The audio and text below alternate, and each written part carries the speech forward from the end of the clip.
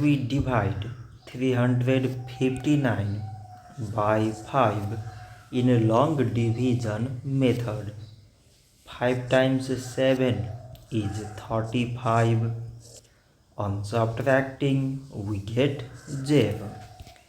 So now we put down this 9 and 5 times 1 is 5. On subtracting, we get 4. So now we have no any other number to put it down.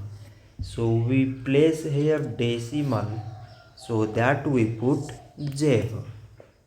So it is 40 and 5 times 8 is 40. On subtracting, we get 0.